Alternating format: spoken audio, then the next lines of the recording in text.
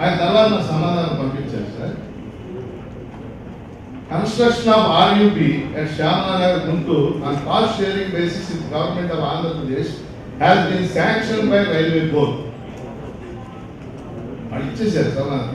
కాకపోతే మన state government లేదా మన మున్సిపల్ కార్పొరేషన్ వీళ్ళు చేయాల్సిన పనులు కొన్ని చేయాలి. ఇప్పుడు నాకు ఇచ్చిన సమాధానంలో కూడా కొన్ని పనులు చేయాలని చెప్పారు. అవి ఎప్పుడు చేస్తారు, ఎప్పుడు ప్రారంభిస్తారు అనేది మన కార్పొరేషన్లో ఏదో పరిస్థితుల్లో 14, 15, 16 అడుగులు పెట్టే పరిస్థితి కాదు. కాబట్టి ఆ రోజు మనం కూడా 20+ ఫీట్ కనీసం 24 అడుగులు ఉండేట్టుగా ప్లాన్ చేస్తే బాగుంటుందని చెప్పి అంటూ, అలాగే రైల్వే శాఖ వాళ్ళు కూడా ఇమీడియట్గా ప్రభుత్వాలను పంపిస్తామని చెప్పడం జరిగింది. అలాగే మరి తర్వాత కోవిడ్ కారణంగా వాళ్ళు కలవలేకపోయాం, మనం కలవలేకపోయాం. నేను ఒక 1 వీక్ బ్యాకే మీతో కూడా చెప్పాను, అలా మేడం గారికి కూడా చెప్పాను, కమిషనర్ గారికి. వాళ్ళకి ఇమీడియట్గా అది మనం మళ్ళీ ఒకసారి సమావేశం ఏర్పాటు చేసి ఆ ప్రపోజల్ ప్రీ ప్రపోజల్ మళ్ళీ పంపించగలిగితే బాగుంటుంది. ఎందుకంటే వాళ్ళు ఇచ్చిన డిజైన్ ప్రకారం అయితే ఈ రోజున్న పరిస్థితి, ఎందుకంటే మనం ఇప్పుడు డొంక రోడ్డు కింద చూస్తా ఉన్నాం పరిస్థితులు, ట్రాఫిక్ సమస్యలు, చిన్నవాటి వాన పడినా కూడా చాలా ఇబ్బంది. అలాంటి పరిస్థితులు మనం రాబోయే రోజుల్లో జరగకూడదు. కాబట్టి దాన్ని కొద్దిగా విస్తరించుకుంటే బాగుంటుందని నేను కోరుకుంటాను. త్వరలో నా మీటింగ్ ఏర్పాటు చేస్తే మనం ఫైనల్ చేస్తాం. అక్కడ వెళ్ళి కూడా చెప్పడం జరిగింది. కానీ ఈ వార్డులో కూడా మరి అధికారులు నిర్లక్ష్యమో ఎవరో తెలియదు, కానీ మరి ఇట్లాగే పెండింగ్ లో ఉంది. అది కాక రెండోది నెహ్రూనగర్లో RUB అని చెప్పేసి ఒకటి నోట్ చేసుకుంటే రేపు పొద్దున మీరు ఏంటంటే దాన్ని ఫాలోఅప్ చేసుకోవచ్చు. కాబట్టి నెహ్రూనగర్ RUB, అలాగే గడ్డిపాడు ROB, సంజీవ్ నగర్లో RUB, మరి ఇవన్నీ నోట్ చేసుకొని మీరు నెక్స్ట్ మీటింగ్ లో పెట్టేసి అవసరమైతే నేను మన మేయర్ గారు మేమందరూ కలిసి మన వాళ్ళతో కలుగుతాం. అందుకని ఇది కూడా మీరు నోట్ చేసుకుని ఇమ్మీడియట్ చేస్తే బాగుంటుంది అనేది నా ఆలోచన. ఆ విధంగా ప్రయత్నం చేయాలని చెప్పేసి అధికారులకు తెలియజేస్తున్నాం. సక్రమంగా వాడినట్లయితే ప్రైవేట్ స్కూల్స్ కంటే కూడా మెరుగైనటువంటి పరిస్థితులు మనకు తీసుకురాగలుగుతామని చెప్పి నేను ఆశపడతా ఉన్నాను. ఎందుకంటే ఇక్కడ మీరు ఒకసారి గమనించండి అధ్యక్ష, 100 స్కూల్స్ నేను చెప్తా ఉన్నాను. మనకి 100లో 14 వచ్చేటప్పటికి హై స్కూల్స్, మిగిలిన వచ్చేటప్పటికి 7 అప్పర్ ప్రైమరీ స్కూల్స్ మరియు 79 ప్రైమరీ స్కూల్స్ అని చెప్పి చెప్తా ఉన్నారు అధ్యక్ష. నేను చెప్పేది ఏంటంటే 14 హై స్కూల్స్ కావచ్చు, ఎలిమెంటరీ స్కూల్స్ కావచ్చు, అప్పర్ ప్రైమరీ స్కూల్స్ కావచ్చు, వీటన్నిటిలో కూడా బాధ్యత కలిగినటువంటి వ్యవస్థ లేదని నేను అనుకుంటా ఉన్నాను. ఎందుకంటే నేను కొంతమందిని అడిగాను, ఏంటా స్కూల్స్ పరిస్థితులు అని చెప్తే 17,000 చిల్లర, సుమారుగా 18,000 మంది పిల్లలు మన స్కూల్స్లో చదువుతూ ఉన్నారు. ఈ 18,000 మంది పిల్లలకు సంబంధించినటువంటి డేటా మన కార్పొరేషన్ తీసుకోవడం కూడా జరిగింది. తీసుకున్న తర్వాత నేను చాలామంది పిల్లల్ని నా దగ్గర ఉన్నటువంటి వ్యక్తిగత సిబ్బందితోటి ఫోన్లు కూడా చేయించాను అనమాట. 10th క్లాస్ అయిపోయిన తర్వాత మీరు ఏం చేస్తారని అడిగితే కొంతమంది పెట్రోల్ బంకులు చెప్తున్నారు, కొంతమంది ఏమో మెడికల్ షాపులు చెప్తున్నారు, కొంతమంది బట్టల కొట్టులు చెప్తున్నారు, కొంతమంది చదివించే స్తోమత లేక మా ఇంటర్మీడియట్లో మా పరిస్థితులు తెలుగు మీడియం తెచ్చామని చెప్పి ఇలా వివిధ రకాలతో నేను సుమారుగా 150 నుంచి 200 మందితో నేను మాట్లాడడం జరిగింది అధ్యక్ష. తమరి ద్వారాగా కమిషనర్ గారికి మనం అందరం కూడా ఈ గుంటూరు నగరంలో 10 సంవత్సరాల తర్వాత వచ్చినటువంటి పాలక మండలి కాబట్టి ఉంది, ఖచ్చితంగా ఈ అంశం మీద ప్రత్యేకమైన దృష్టి పెట్టి ఎక్కడెక్కడైతే పిల్లల ఎడ్యుకేషన్ సిస్టమ్ ఉందో, నేను కొంతమంది హెడ్ మాస్టర్లు అడిగాను అధ్యక్ష. ఏమడిగానంటే ఏంటంటే ఎలా జరుగుతుంది ఇది, ఏంటి అసలు మీరు పిల్లలకి క్వాలిటీ ఎడ్యుకేషన్ ఎక్కడ వస్తుంది?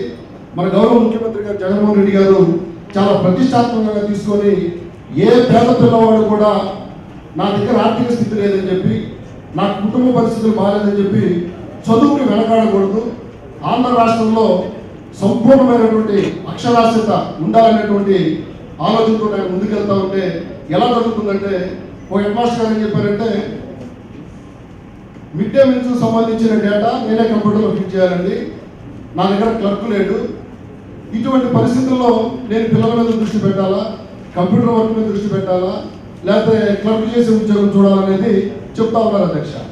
నేనేమంటానంటే తమరి ద్వారా కమిషనర్ గారికి సిబ్బందికి నేను తెలియజేసేది ఏంటంటే ఉన్నటువంటి 100 స్కూల్స్ని ఖచ్చితంగా ప్రతి స్కూల్కి ఎవరైతే రెస్పాన్సిబిలిటీనో ఆ స్కూల్కి సంబంధించినటువంటి టీచర్ని మీరు ఐడెంటిఫై చేయండి. ఫస్ట్ ఆ స్కూల్కి సంబంధించిన పిల్లల విషయంలో గ్రోత్ ఉండాలి అధ్యక్ష. ఎందుకంటే అక్కడ చదువుతా ఉంటే చాలా బాగా కలుగుతా ఉంది. 18,000 మంది పిల్లలు అధ్యక్ష, 1,00,000 కుటుంబాలు అధ్యక్ష. గుర్తుంచుకోండి, ఈ గుంటూరు నగరంలో 1,00,000 కుటుంబాలు.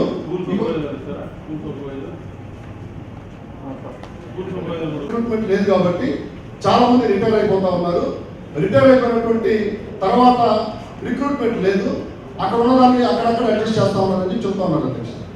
మనం గతంలో చూస్తా ఉంటే నేను పేపర్లో చూసాను అధ్యక్ష, విద్యా వాలంటీర్లు తీసుకుంటా ఉన్నారు మన వాళ్ళు. ఎక్కడన్నా రిక్వైర్మెంట్ అవసరమైతే పిల్లల స్కూల్ విషయంలో విద్యా వాలంటీర్లు తీసుకుంటా ఉన్నారు. నేను కొంతమంది విద్యా వాలంటీర్లు కూడా అడిగాను అధ్యక్ష. ఏమని అడిగారంటే, మీరు విద్యా వాలంటీర్లు చేస్తా ఉన్నారు, డిఎస్సి లేక గుంటూరు నగరంలో కొన్ని వేల మంది ఎంఎస్సి బీఈడీ చేసి, ఎంఎస్సి ఎంఈడీ చేసి, బిఎస్సి బీఈడీ చేసిన చాలా మంది ఉన్నారు అధ్యక్ష. వాళ్ళు ఏమంటారంటే, కార్పొరేషన్ 8,000 జీతం ఇస్తున్నారండి, మేము ప్రైవేట్ స్కూల్స్లో ప్రైవేట్ వాటిలో చేస్తే మాకు కొంచెం ఎక్కువ వస్తుంది కదా అని చెప్తా ఉన్నాను. నేనేమంటానంటే అధ్యక్ష, క్వాలిటీ వాళ్ళని ఎవరైతే ఉన్నారో మెరిట్స్ మీద ఇంటర్వ్యూ చేసి వాళ్ళని తీసుకొని ఏదైనా అవకాశం ఉంటే మనం కొంత జీతాలు పెంచేటువంటి కార్యక్రమం. ఎందుకంటే మనం తీసుకున్నటువంటి ప్రాపర్టీ ట్యాక్స్లో ఓన్లీ ఎడ్యుకేషన్ సెస్ అని చెప్పని 2.33 ₹2.33 మనం కలెక్ట్ చేస్తా ఉన్నాం అధ్యక్ష. అలానే లైబ్రరీ సెస్ 8% కలెక్ట్ చేస్తా ఉన్నాం అధ్యక్ష. ఈ రెండు కూడా చూస్తే అధ్యక్ష మనకి ఖచ్చితంగా మన దగ్గర మన కార్పొరేషన్ దగ్గర సుమారుగా ఎడ్యుకేషన్ సెస్ సుమారుగా 14 నుంచి 15 కోట్లు ఉంది అధ్యక్ష, 15 కోట్లు ఉంది అధ్యక్ష. అట్లానే లైబ్రరీ సెస్ వచ్చేటప్పటికి 25 నుంచి 27 కోట్ల దాకా ఉంది అధ్యక్ష. అంటే దాని లైబ్రరీ సెస్ కింద మన స్కూల్స్ సంబంధించినటువంటి 100 స్కూల్స్ ఏవైతే ఉన్నాయో ఈ 100 స్కూల్స్ లో లైబ్రరీ సిస్టమ్ కూడా ఎస్టాబ్లిష్ చేయాలి. అది లేనప్పుడు మన కార్పొరేషన్ సంబంధించి ఆ తర్వాత జిల్లా గ్రంథాలయాలకు సంబంధించి వాటిని మనం వాడాల్సినటువంటి పరిస్థితులు ఉంది అధ్యక్ష. కాబట్టి త్వరగా హెచ్ఎం కావచ్చు, హెచ్ఎం లేని పరిస్థితుల్లో అక్కడ ఎవరైతే ఉన్నారో వాళ్ళు హెచ్ఎం ఉద్యోగం హెచ్ఎం చేయాలి అధ్యక్ష, క్లర్క్ ఉద్యోగం క్లర్క్ చేయాలి, కంప్యూటర్ ఆపరేటర్ ఉద్యోగం కంప్యూటర్ ఆపరేటర్ చేయాలి అధ్యక్ష. అప్పుడు రెస్పాన్సిబిలిటీ బాధ్యత వస్తుంది. కాబట్టి దీనిపైన మీరు ప్రత్యేకమైన దృష్టి పెట్టి మనం కనుక వర్కౌట్ చేసినట్లయితే డెఫినెట్ గా మన కౌన్సిల్ కి రాబో రోజుల్లో మంచి పేరు వస్తుందని చెప్పి సందర్భంగా తెలియజేస్తున్నాం.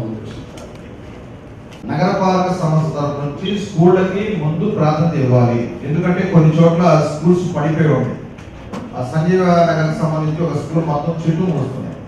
ఇంకో చోట అంటే నా ఆలోచన విధానం ప్రజలకు ఉపయోగపడేది ఏంటంటే, ముందు స్కూళ్ళు అన్ని రిపేర్ చేయండి, వాళ్ళకి వసతులు ఏమేమి కావాలో అవన్నీ చేయండి. మీరు రోడ్లు తర్వాత తీసుకుంటారు. ఎందుకంటే చదువు ముఖ్యం. పేద ప్రజలకు సంబంధించి చదువుకుంటే వాళ్ళ జీవితాలు బాగుపడి, అదేవిధంగా మన ముఖ్యమంత్రి గారు కూడా చదువు గురించి ఆలోచన చేస్తున్నారు. కాబట్టి మీ నగరపాలక సంబంధించి మన ఎవరెవరు టీచర్స్ ఉన్నారు, ఏంటి ఏ విధంగా అని చెప్పేసి వాళ్ళతో ఒక మీటింగ్ పెట్టేసి అందరిని ఒక కూర్చోబెట్టి ఏంటి ఎలా చదివిస్తున్నారు ఏంటి అని చెప్పేసి మేయర్ గారు మీరు ఇన్స్పెక్షన్ చేయండి, ఒకసారి అధికారులు చేయండి. ఆ స్కూల్ అన్ని ఒక రూపు మార్పు చేయాలని చెప్పేసి నా తరఫున తెలియజేసి నోట్ చేసుకుని నెక్స్ట్ మొత్తం స్కూల్ మీద మీరు ఎక్కువ ప్రాధాన్యత ఇవ్వాల్సిందిగా కోరుతూ ఉన్నాం.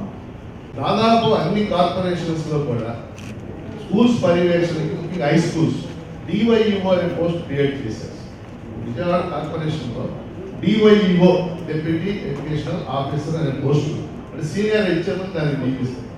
మన గుంటూరు నగరంలో కూడా డివైఈఓ అనే పోస్ట్ క్రియేట్ చేస్తే హై స్కూల్స్ పర్యవేక్షణ, ఎలిమెంటరీ స్కూల్స్ పర్యవేక్షణకి చెప్పింది అదే. అందుకని ఇప్పుడు మనం టీచర్స్ లేని చోట విద్యా వాలంటీర్లు ఇవ్వబోతున్నారు 85 మంది. మీకు ధన్యవాదాలు, మీకు కమిషనర్ గారు. నాన్ టీచింగ్ స్టాఫ్ కూడా లేని స్కూళ్ళలో, హై స్కూళ్ళకి ముఖ్యంగా ఎలిమెంటరీ స్కూళ్ళకి పెద్ద అవసరం ఉంది నాన్ టీచింగ్ స్టాఫ్. హై స్కూళ్ళకి నాన్ టీచింగ్ స్టాఫ్ లేని చోట ఒకరిని అక్కడ ప్రొవైడ్ చేయాలని చెప్పేసుకోవాలి. మూడో విషయం ఏంటంటే, ప్రస్తుతం దేశంలో రాష్ట్రంలో 5+3+3+4 అనే ఎడ్యుకేషన్ రాబోతుంది. 5+3+3+4 అంటే హై స్కూళ్ళలోనే +2 పెట్టాలి.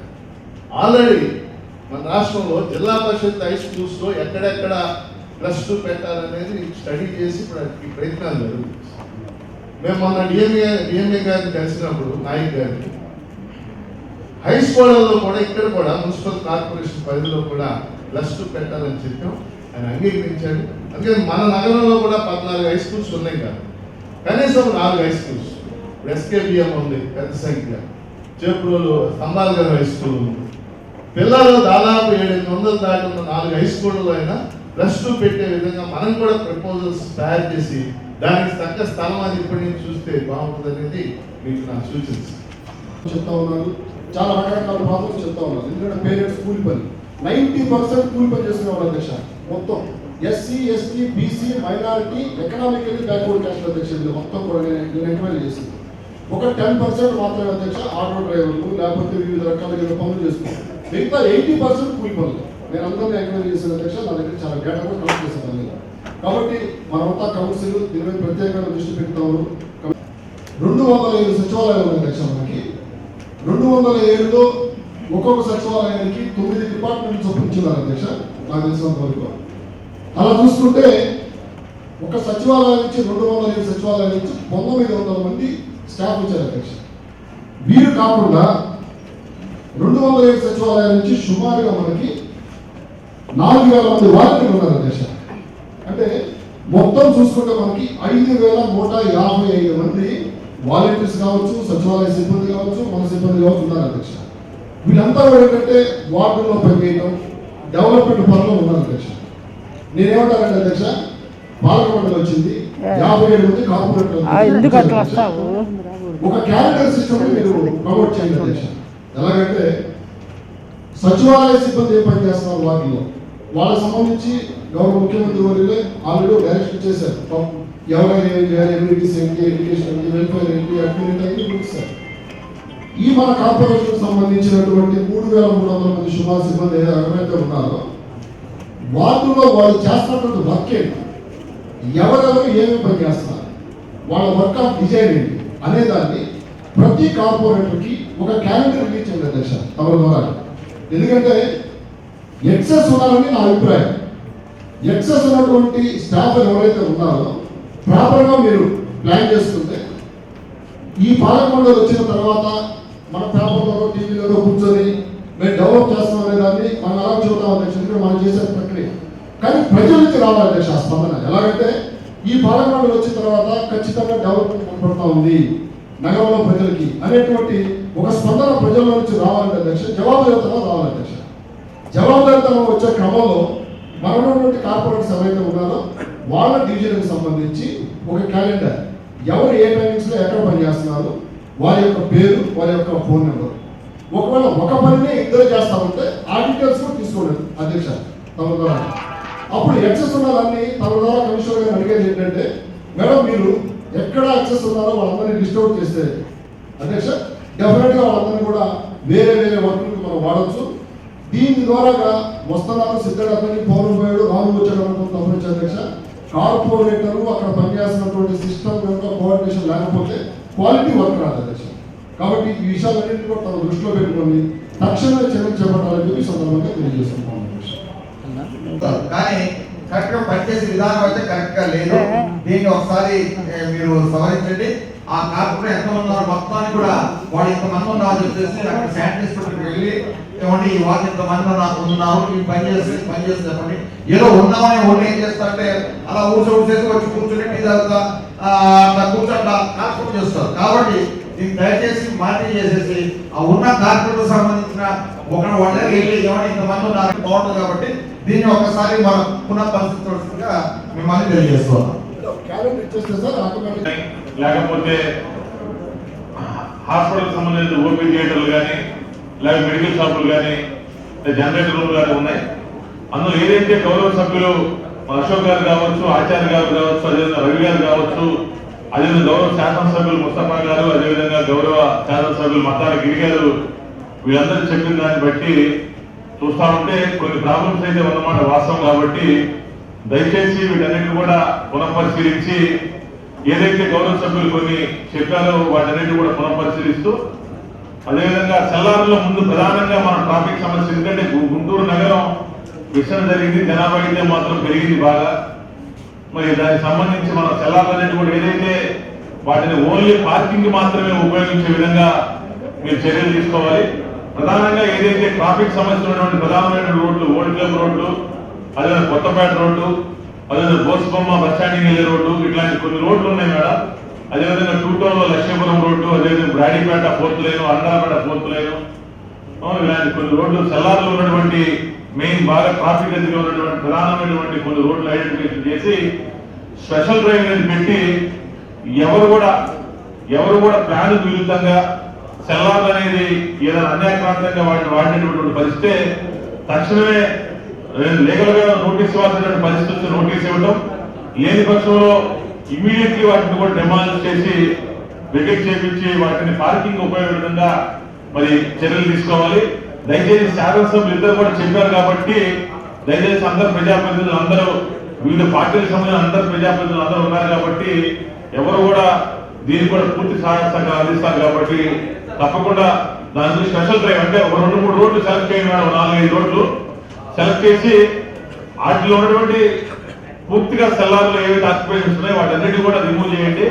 చేసిన తర్వాత చేసామనేటువంటిది మన గౌరవ సభ్యులకి మనం తెలియజేయాల్సిన అవసరం ఎంతైనా. ఎందుకంటే ఇది ప్రజల సమస్యల గురించి మరి గుంటూరు నగరంలో ప్రజల సమస్యల గురించి మనం చర్చించుకోవడానికి, ఆ సమస్యలు పరిష్కరించుకోవడానికి సమావేశాన్ని మనం ఏర్పాటు చేసుకున్నాం కాబట్టి ప్రధానంగా ఈ సెల్లార్ల గురించి చాలా ఇబ్బంది పడుతున్నాం కాబట్టి తప్పకుండా అందరూ కూడా దీన్ని సహాయ సహకారం అందించాలి. అధికారులు కూడా తక్షణమే రేపే దానికి సంబంధించి రేపు కానీ 2 రోజుల్లో స్పెషల్ డ్రైవ్ వేసి దానికి షెడ్యూల్ కూడా వేసి ప్రధానమైన రోడ్లు మీరే సెలెక్ట్ చేయండి, 5 రోడ్లు 6 రోడ్లు. దాంట్లో పూర్తిగా సెల్లార్లో ఎటువంటి అక్రమ కట్టడం లేకుండా, ఎటువంటిది కూడా లేకుండా కేవలం ఓన్లీ పార్కింగ్ మాత్రం ఉపయోగపడే చర్యలు తీసుకోవాలని చెప్పేసి చెప్తా ఉన్నాం.